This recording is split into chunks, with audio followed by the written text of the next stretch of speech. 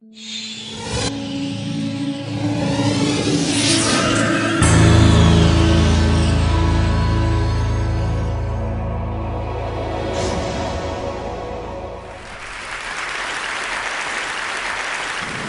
a magician, I try to create images that make people stop and think. I also try to challenge myself to do things that doctors say are not possible. I was buried alive in New York City in a coffin, buried alive in a coffin in April 1999 for a week. I lived there with nothing but water. And it ended up being so much fun that I decided I could pursue doing more of these things. The next one is I froze myself in a block of ice for 3 days and 3 nights in New York City. That one was way more difficult than I had expected. The one after that, I stood on top of a 100-foot pillar for 36 hours. I began to hallucinate so hard that the buildings that were behind me started to look like big animal heads. So next I went to London. In London I lived in a glass box for 44 days with nothing but water. It was for me one of the most difficult things I'd ever done, but it was also the most beautiful. There were so many skeptics, especially the press in London, that they started flying cheeseburgers on helicopters around my box to tempt me. So I felt very validated when the New England Journal of Medicine actually used the research for science. My next pursuit was I wanted to see how long I could go without breathing, like how long I could survive with nothing, not even air. I didn't realize that it would become the most amazing journey of my life. As a young magician, I was obsessed with Houdini and his underwater challenges. So I began early on competing against the other kids, seeing how long I could stay underwater while they went up and down to breathe, 5 times while I stayed under on one breath. By the time I was a teenager, I was able to hold my breath for 3 minutes and 30 seconds. I would later find out that was Houdini's personal record. In 1987, I heard of a story about a boy that fell through ice and was trapped under a river. He was underneath not breathing for 45 minutes. When the rescue workers came, they resuscitated him and there was no brain damage. His core temperature had dropped to 77 degrees. As a magician, I think everything is possible. And I think if something is done by one person, it can be done by others. I started to think if the boy could survive without breathing for that long, there must be a way that I could do it. So I met with a top neurosurgeon, and I asked him, how long is it possible to go without breathing? Like, how long could I go without air? And he said to me that anything over 6 minutes, you have a serious risk of hypoxic brain damage. So I took that as a challenge, basically. My first try, I figured that I could do something similar, and I created a water tank and I filled it with ice and freezing cold water, and I stayed inside of that water tank hoping my core temperature would start to drop. And I was shivering, and my first attempt to hold my breath, I couldn't even last a minute. So I realized that was completely not going to work. So I went to talk to a doctor friend, and I asked him, how could I do that? I want to hold my breath for a really long time. How could it be done? And he said, David, you're a magician. Create the illusion of not breathing. It'll be much easier. So he came up with this idea of creating a rebreather with a CO2 scrubber, which was basically a tube from Home Depot with balloons duct taped to it that he thought we could put inside of me and somehow be able to circulate the air and rebreathe with this thing in me. This is a little hard to watch, but this is that attempt.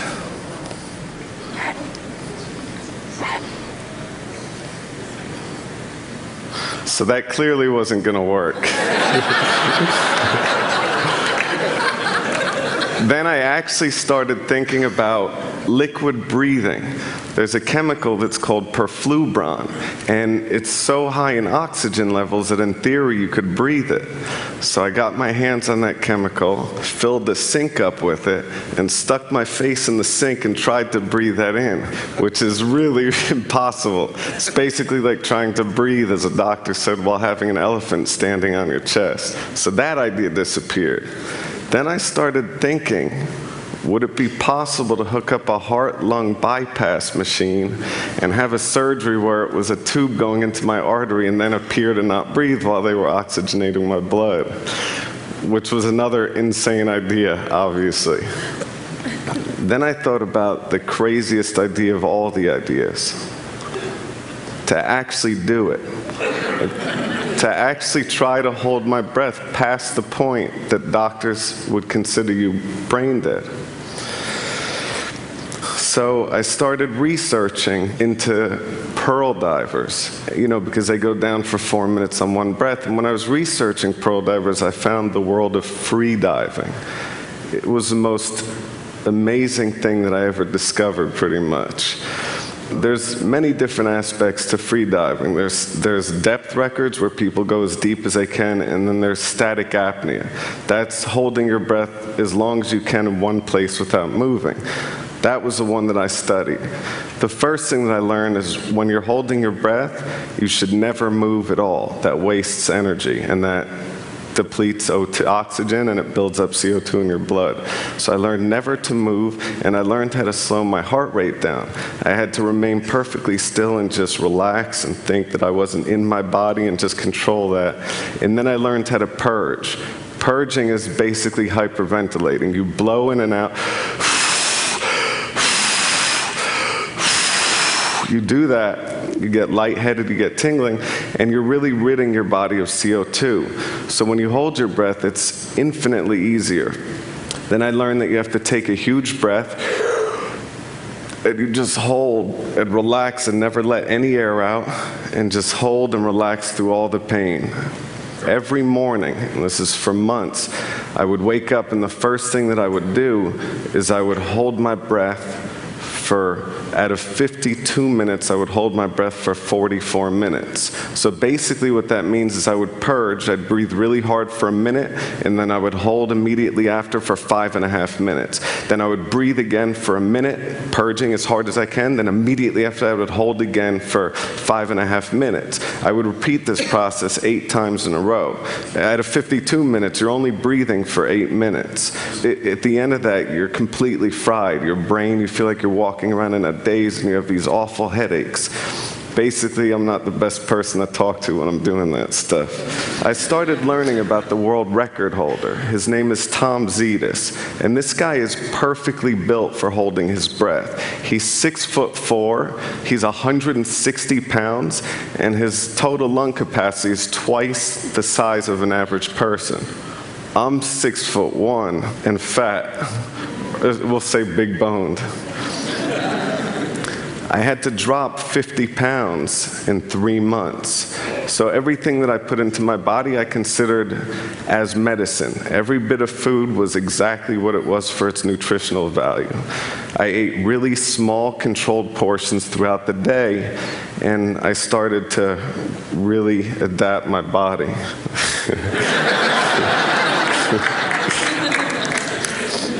The thinner I was, the longer I was able to hold my breath, and by eating so well and training so hard, my resting heart rate dropped to 38 beats per minute, which is lower than most Olympic athletes. In 4 months of training, I was able to hold my breath for over 7 minutes. I wanted to try holding my breath everywhere. I wanted to try it in the most extreme situations to see if I could slow my heart rate down under duress. I decided that I was going to break the world record live on primetime television. The world record was 8 minutes and 58 seconds, held by Tom Zetas, that guy with the whale lungs I told you about. I assumed that I could put a water tank at Lincoln Center and if I stayed there a week not eating, I would get comfortable in that situation and I would slow my metabolism, which I was sure would help me hold my breath longer than I had been able to do it. I was completely wrong. I entered the Sphere a week before the scheduled air date, and I thought everything seemed to be on track. 2 days before my big breath hold attempt for the record, the producers of my television special thought that just watching somebody holding their breath and almost drowning is too boring for television. So I had to add handcuffs while holding my breath to escape from. This was a critical mistake. Because of the movement, I was wasting oxygen, and by 7 minutes I had gone into these awful convulsions. By 7:08, I started to black out, and by 7 minutes and 30 seconds, they had to pull my body out and bring me back.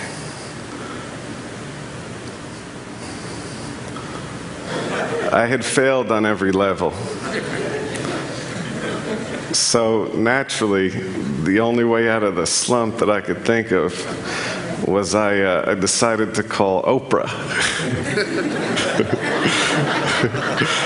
I told her that I wanted to up the ante and hold my breath longer than any human being ever had. This was a different record. This is a Puro 2 static apnea record that Guinness had set the world record at 13 minutes. So basically, you breathe Puro 2 first, oxygenating your body, flushing out CO2, and you're able to hold much longer. I realized that my real competition was the beaver.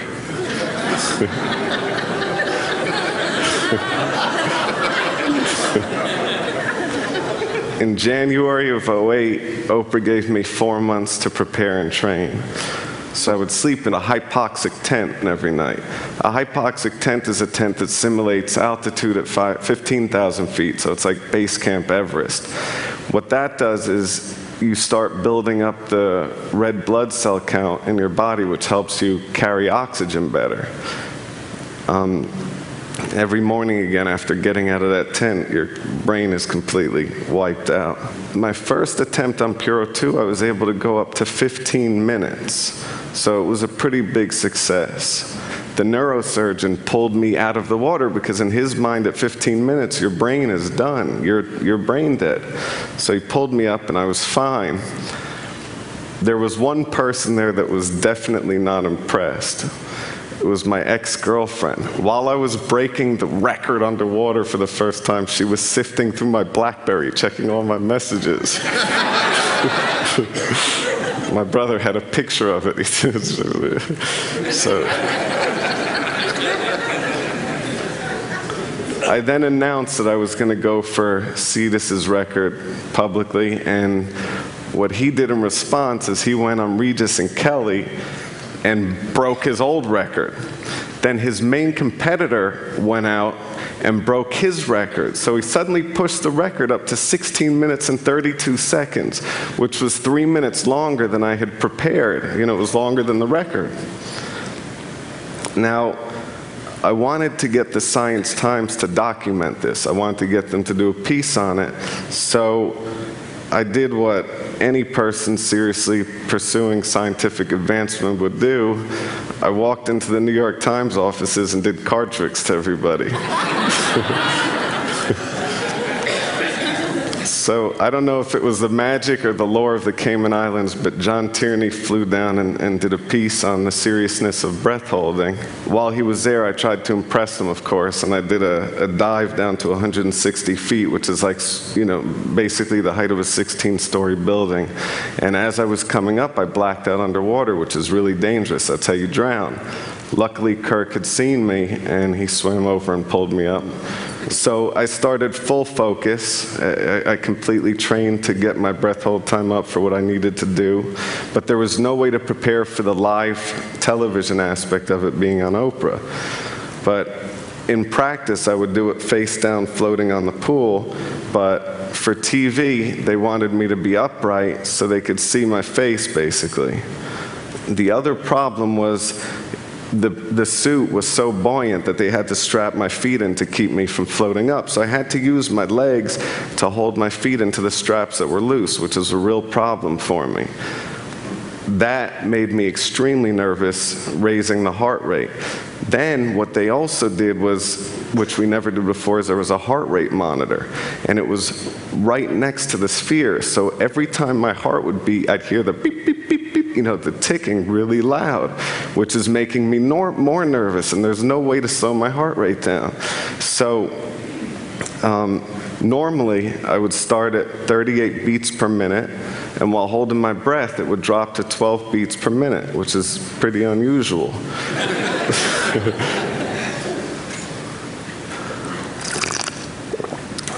This time it started at 120 beats, and it never went down.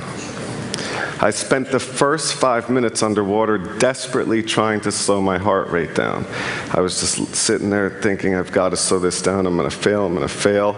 And I was getting more nervous, and the heart rate just kept going up and up, all the way up to 150 beats. Basically, it's the same thing that created my downfall at Lincoln Center. It was a waste of O2. When I made it to the halfway mark at 8 minutes, I was 100% certain that I was not going to be able to make this. There was no way for me to do it. So I figured Oprah had dedicated an hour to doing this breath hold thing. If I had cracked early, it would be a whole show about how depressed I am. So I figured I'm better off just fighting and staying there until I black out, at least, and they can pull me out and take care of me and all that. I kept pushing to 10 minutes. At 10 minutes, you start getting all these really strong tingling sensations in your fingers and toes, and I knew that that was blood shunting, when the blood rushes away from your extremities to provide oxygen to your vital organs. At 11 minutes, I started feeling throbbing sensations in my legs, and my lips started to feel really strange. At minute 12, I started to have ringing in my ears, and I started to feel my arm going numb. And I'm a hypochondriac, and I remember arm numb means heart attack, so I started to really get really paranoid. Then at 13 minutes, maybe because of the hypochondria, I started feeling pains all over my chest. It was awful. At 14 minutes, I had these awful contractions, like this urge to breathe.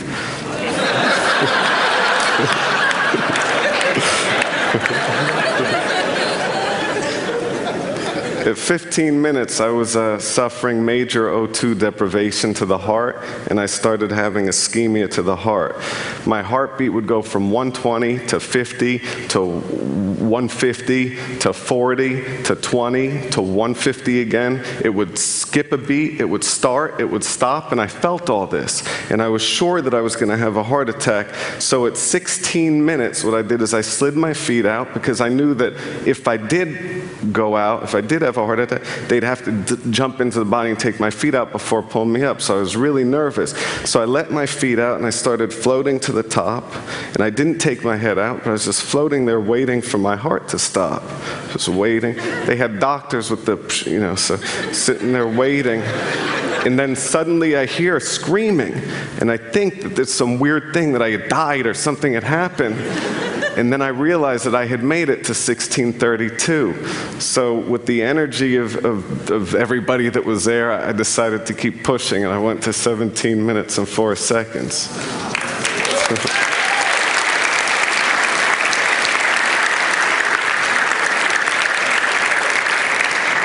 As though that wasn't enough, what I did immediately after is I went to Quest Labs and had them take every blood sample that they could to test for everything and to see where my levels were so the doctors could use it once again. I also didn't want anybody to question it. I had the world record, and I wanted to make sure it was legitimate.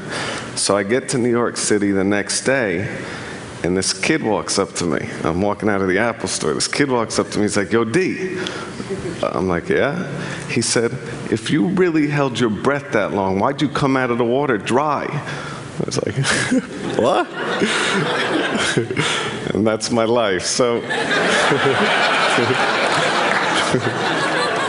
but As a magician, I try to show things to people that seem impossible.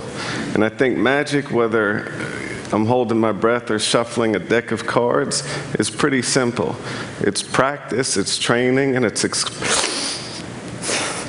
practice, it's training, and experimenting while pushing through the pain to be the best that I can be. And that's what magic is to me. So thank you.